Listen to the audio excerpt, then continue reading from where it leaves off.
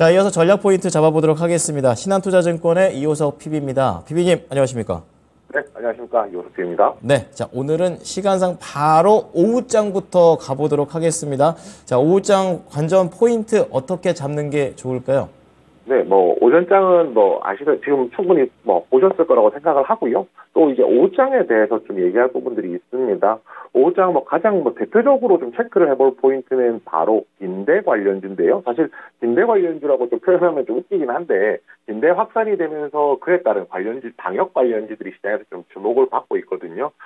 저만 하더라도 이제 어제부터는 집에 택배가 오면 문 앞에서 뜯어가지고 이제 물건만 가지고 들어가고 그 외에 정리를 좀 하고 있거든요. 이제 아무래도 이게 실생활까지 우리 일상생활까지 빈대라는 것이 빈대에 대한 부담이라는 것이 조금 생겼다라는 것이 역시나 이제 주식시장에도 똑같이 반영된다라고 생각을 하고 있습니다.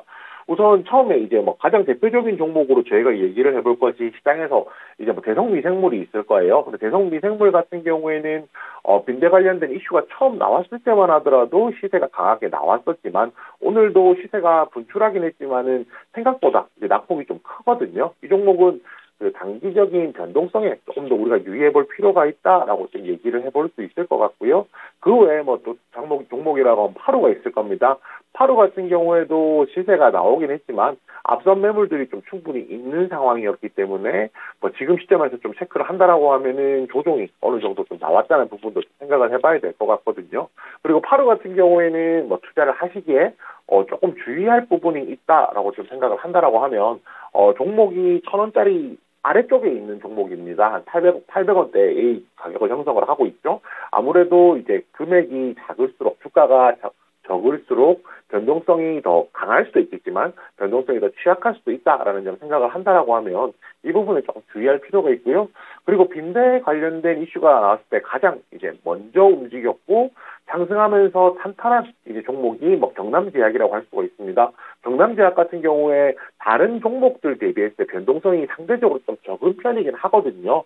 그래서 단기 트레이딩을 생각하시는 분들 기준에서 생각한다라고 하면 데이 트레이딩을 생각한다라고 하면은 변동성이 조금 적은 거 아니야라고 생각하실 수도 있겠지만은 결국 제가 앞서서 말씀드렸던 대성미생물, 파루, 경남제약 이런 종목군을 조금 놓고 본다라고 하면은 상대적으로 움직임 자체는 경남제약이 조금 더 탄탄하다. 그리고 차트 보시면 아시겠지만은 다른 종목들 대비했을 때 위쪽으로 조금 더 3,000원 정도 이렇게 열려있는 구간이 있다로 좀 생각을 해주시면 될 것 같습니다. 저희가 이게 질병이나 방역 관련된 내용이 나왔을 때 매번 생각을 할 수가 있는 건데요.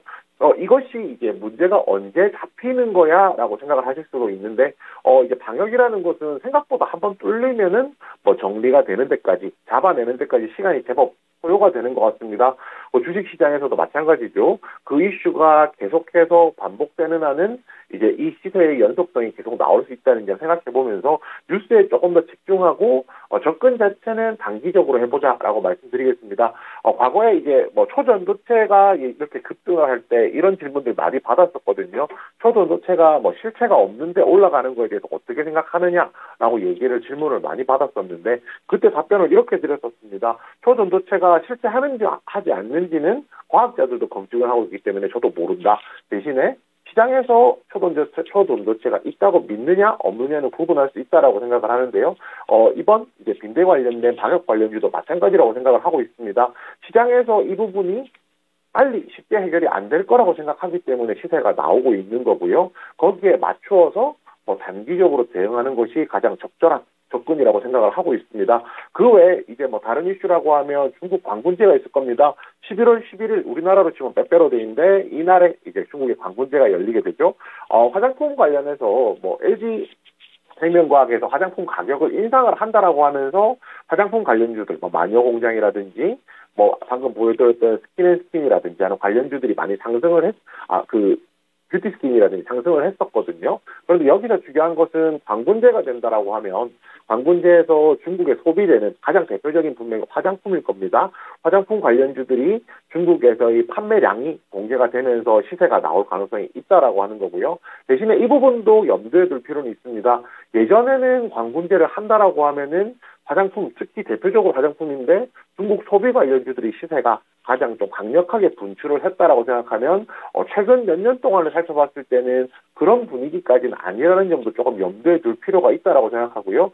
전체적으로 봤을 때 화장품 가격을 인상을 하고 있다라든지 그 외에 화장품에 대한 중국에 대한 의존도가 조금 낮아지면서 북미, 미국에 관련된 노출도가 올라갔다든지 이런 그 상태에서 중국에도 매출이 많이 나오게 되면은 전체적으로 매출 파이가 더 커진다든지 이런 이제 화장품 관련주들이 가지고 있는 방향성이라는 것이 분명히 좀 존재를 하거든요. 이 광군제라는 것이 그 방향성의 속도를 조금 더 올리는 계기가 될 수 있을 정도다라고 접근해 주시면 될 것 같습니다. 마지막은 이제 에코프로 머티리얼즈입니다. 그 에코프로 머티리얼즈가 이제 맨 처음 상장을 이제 한다라고 했을 때는 에코프로 머티리얼즈의 가치를 굉장히 좀 높게 쳤었는데 2차 전지 소재, 2차 전지 관련주들이 시장에서 관심을 조금 벗어나기 시작하면서 상대적으로 에코프로 머티리얼즈의 공모 상장도 크게 관심을 기대보다는 받지 못하고 있습니다. 밴드가 하단에 형성되기도 했었고요. 결국에 이제 상장에 대해서 조금 더 기다려볼 필요가 있다라고 얘기를 해볼 수가 있는데 결국 17일날 상장을 하고 내일 공모 마감일이거든요. 결국 내일 경쟁률에 따라서 에코프로가 가지고 있는 에코프로 머티리얼의 지분 가치도 결정이 되기 때문에 에코프로의 주가 방향에 대한 관심도 좀 열어놓을 필요가 있고요.